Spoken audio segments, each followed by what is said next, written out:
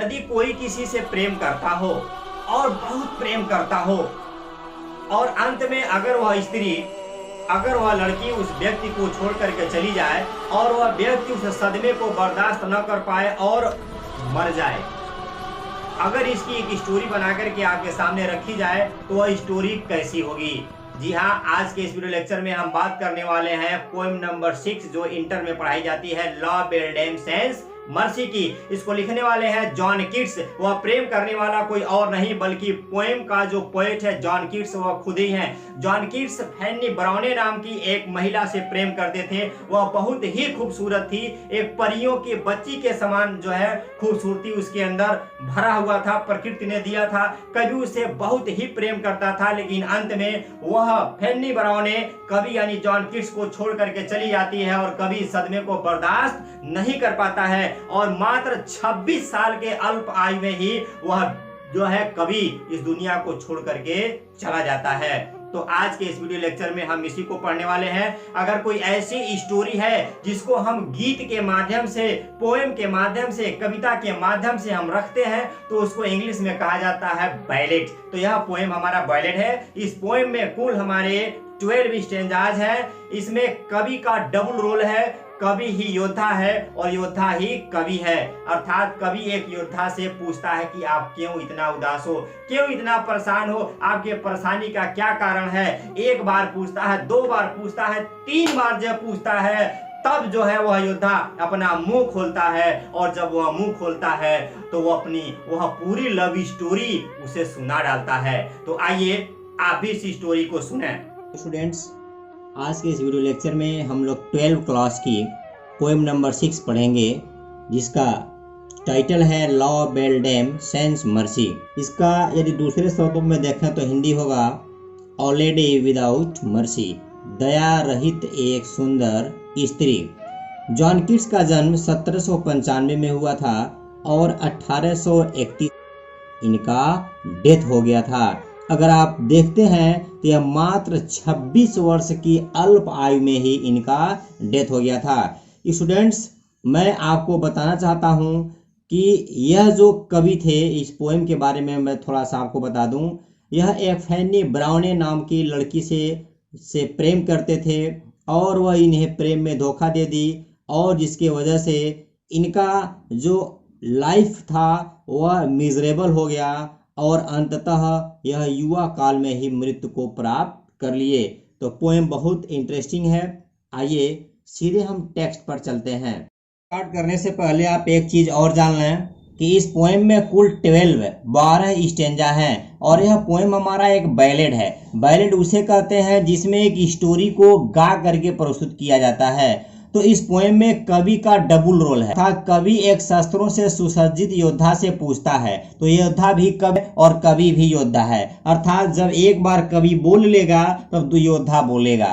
तो आइए स्टोरी देखते हैं। स्टोरी कुछ ऐसा है कि शस्त्रों से सुसज्जित एक योद्धा ठंडी के महीने में एक निर्जन रेगिस्तान भूमि में कहीं पर घूम रहा है और वहां पर कवि मिल जाता है। तो जब कवि मिलता है तो उस योद्धा से पूछता है जो घोड़े पर सवार है, कहता है O what can ail thee knight at arms alone and palely loitering. कहता है ओ अरे वास्ट कैन एल, आपको एल मीन्स होता है दुख, परेशानी, चिंता। नाइट एट आर्म्स का मतलब होगा शस्त्रों से सुसज्जित योद्धा। शस्त्रों से सुसज्जित योद्धा वह योद्धा जो पूरी तरह से शस्त्रों से सुसज्जित होकर के साहसिक कार्यों की तलाश में घूमता है। उस तरह के एक योद्धा का यहाँ पर तस्वीर कवि प्रस्तुत कर रहा है। कहता है हे शस्त्रों से सुसज्जित योद्धा, तुम्हें क्या एल है, क्या दुख है, क्या कष्ट है, क्या परेशानी है। एलोन अकेले, एंड पैलिली मतलब होता है दुख से पीले होकर के, लॉटरी मीन्स होता है घूम रहे हो। आप अकेले दुख से पीले होकर के क्यों घूम रहे हो। The sage has withered from the lake, lake means होता है झील, सेज मीन्स होता है घास जो झीलों में या झीलों के किनारे पाई जाती है। कभी कहता है कि यद्यपि जो घास झीलों के किनारे पाई जाती है वह भी मुरझा गई है। एंड नो बर्ड सिंग, और कोई भी पक्षी गीत नहीं गा रहा है। अर्थात सर्दी ऋतु का आरंभ हो गया है। तो आइए एक बार इस पहले स्टेंजा का हम अर्थ अच्छी तरह से कंफर्म कर लेते हैं कि कवि एक सूरवीर से पूछता है कि हे सूरवीर, हे शस्त्रों से सुसज्जित योद्धा, तुम्हें क्या दुख या परेशानी है? तुम अकेले दुख से पीले होकर के उजड़ बंजर भूभाग पर क्यों घूम रहे हो, जहां पौधों का जीवन भी मुरझाया हुआ है और वहां कोई पक्षी गीत नहीं गा रहे हैं। इतना बात सुनने के बाद उस योद्धा ने कवि के बातों का कोई जवाब नहीं दिया। तो कवि पुनः अपने क्वेश्चन को उस योद्धा से पूछता है, कहता है, O what can ail thee knight at arms. Knight at arms शस्त्रों से सुसज्जित योद्धा है। शस्त्रों से सुसज्जित योद्धा, तुम्हें क्या दुख है, तुम्हें क्या परेशानी है, तुम्हें कौन सी मुसीबत आ पड़ी है? देखा क्या कहता है, सो हैगॉर्ड एंड सो ओ बेगोने। हैगॉर्ड, हैगॉर्ड का मतलब होता है आपका कि थका हारा सा। कहता है, आप इतने थके हारे से क्यों नजर आ रहे हो, आपको कौन सी परेशानी हो गई है? ओ बेगोने का मतलब होता है दुख से पीड़ित। तुम इतने थके हारे दुख से पीड़ित क्यों दिख रहे हो? आगे कवि योद्धा को तर्क देता है, the squirrels granary is full. कहता है कि यहाँ तक कि गिलहरी, स्क्वायरल मीन्स क्या होगा, गिलहरी ने शीत ऋतु को आते हुए देख करके अपने घोंसलों को, अपने अनाज के भंडार ग्रेनरी को फूल कर लिया है। एंड और द हार्वेस्ट इज डन, और फसल भी कर चुकी है। हार्वेस्ट इज डन का मतलब होगा फसल कर चुकी है, फिर भी आपको इतनी अधिक चिंता, इतनी अधिक परेशानी क्यों है? कभी उससे पूछता है कि गिलहरी ने भी अपने भंडार को भर लिया है ताकि बरसात के समय में वह आराम से अपने आप को सरवाइव कर सके, और यहाँ तक कि फसल भी कर चुकी है ताकि जो भी आने वाला समय है उसमें किसान आराम से चैन से रह सकें। लेकिन हे सूरवीर, आपको क्या कष्ट है, आपको क्या परेशानी है? आप इस तरह से उदास और दुखित मन से यहाँ पर क्यों घूम रहे हैं? आइए अगले को देखते हैं। इस तीसरे स्टेंजा में कहता है, आई सी अ लिली ऑन दाई ब्रो। मस्तिष्क, लिली का मतलब होता है कुमुदनी का फूल, पुष्प। कहता है कि मैं तुम्हारे, दाई मीन्स तुम्हारे मस्तक पर कुमुदनी का एक पुष्प देखता हूं, अर्थात तुम्हारा चेहरा रक्तहीन और पीला हो गया है। कैसे? With anguish moist and fever dew. कहता है एंगिश मानसिक पीड़ा, बेचैनी, with anguish moist and fever dew का अगर एक साथ आप हिंदी देखना चाहते हैं तो हो जाएगा तीव्र मानसिक पीड़ा के कारण तुम्हारे चेहरे पर पसीना आ रहा है, जिसकी बूंदें योद्धा के पीले चेहरे पर दिखाई दे रही है। कहता है एंड और ऑन दाई चिक्स, तुम्हारे गालों से अ फेडिंग रोज, जो गुलाबी आभा होती है, जो गालों पर गुलाबी रंग होता है, वह रंग भी गायब हो गया है। फास्ट विदर्ड टू, कहता है वह भी सूख गया है। विदर्ड मतलब होता है मुरझा गया है, फेडिंग मतलब मुरझाया हुआ। तो कभी क्या कहता है? कहता है कि तुम्हारे मस्तक पर एक कुमुदनी का पुष्प देखता हूं, अर्थात तुम्हारा चेहरा पीला पड़ गया है, तुम्हारा मस्तक मानसिक चिंता तथा दुख के कारण पसीने से भीगा हुआ है, तुम्हारे गालों पर जो गुलाबी आभा है उसका रंग हल्का हो गया है, अर्थात जल्द ही वे समाप्त हो जाएंगे। मानसिक तनाव के कारण वह अपनी ताजगी एवं सौंदर्य धीरे धीरे खो देंगे। स्टूडेंट्स, आई होप कि आपको यह स्टेंजा क्लियर होगा। आगे बढ़ने से पहले मैं आपको एक चीज और कंफर्म करा दूं, आई सी अ लिली ऑन दाई ब्रो, इस जो है लाइन में एक हमारा फिगर ऑफ स्पीच है और उस फिगर ऑफ स्पीच का नाम है मेटाफोर। मेटाफोर यहाँ पर फिगर ऑफ स्पीच होगा। एग्जाम में यदि आप एक्सप्लेनेशन लिखेंगे उसमें लिखेंगे कि यहाँ पर हमारा मेटाफोर फिगर ऑफ स्पीच है।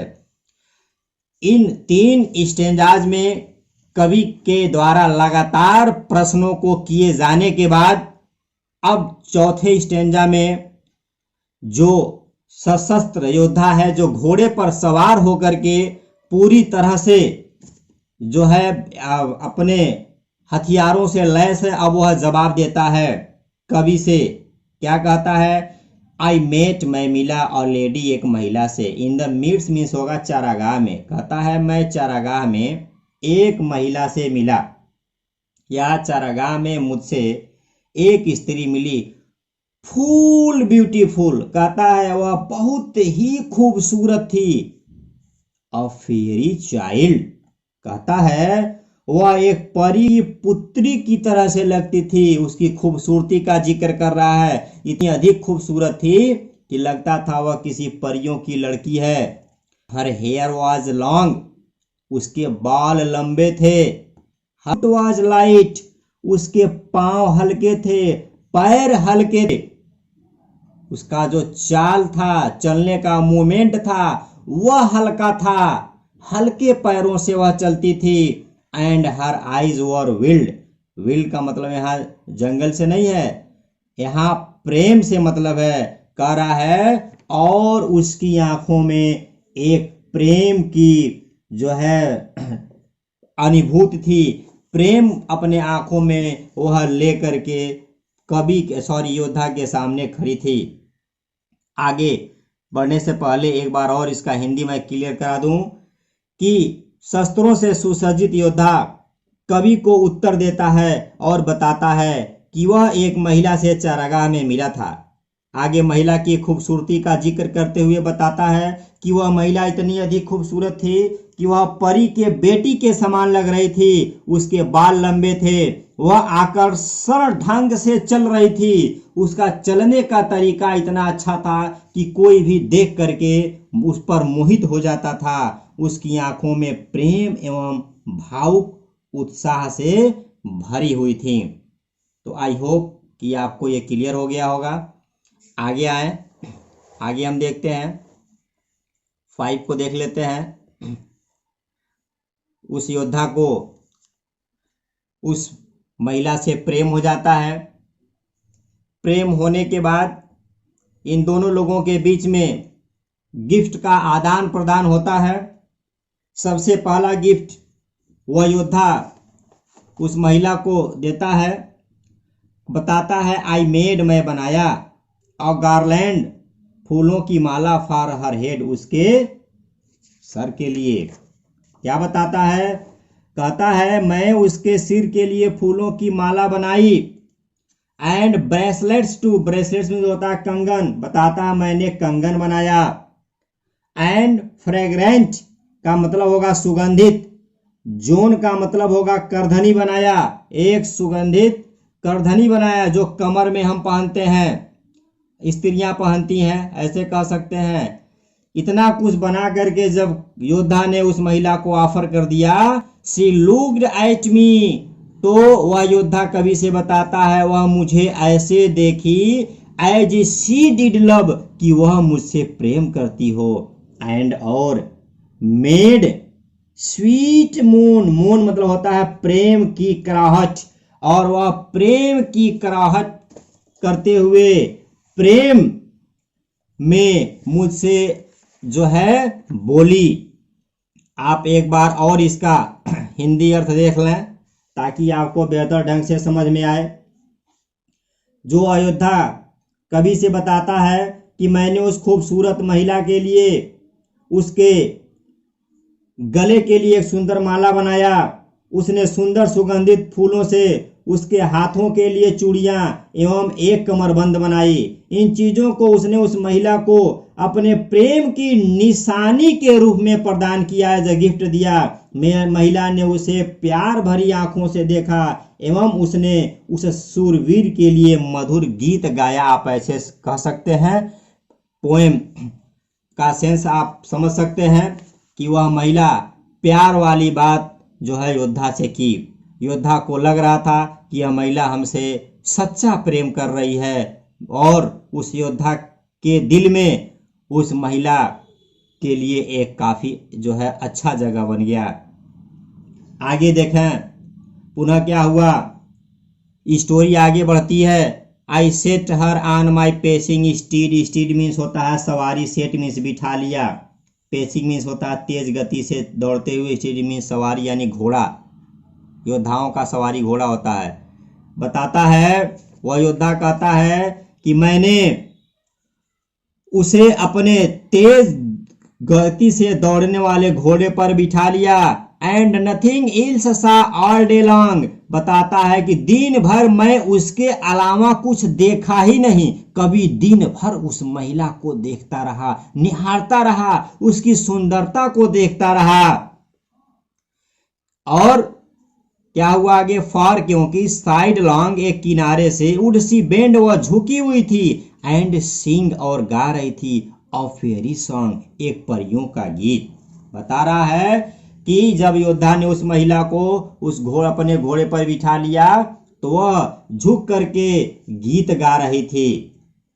एक बार और इसका मैं हिंदी आपको क्लियर करा दूं कि वह योद्धा कहता है कि उसने उस सुंदर महिला को उठाकर अपने घोड़े पर बिठा लिया, पूरे दिन वह उसे देखता रहा, निहारता रहा, उसके सौंदर्य की प्रशंसा करता रहा। हालांकि वह कुछ अधिक नहीं देख पाया क्योंकि उसने अपना चेहरा एक और मोड़ लिया था एवं अपनी प्यारी आंखों से उसे देख रही थी। उसने उसके लिए एक रहस्यमय गीत गाया जो सूरवीर की परियों के गीत के समान प्रस्तुत होता था। आगे हम फिर दूसरे वीडियो में पढ़ेंगे, तब तक के लिए अलविदा।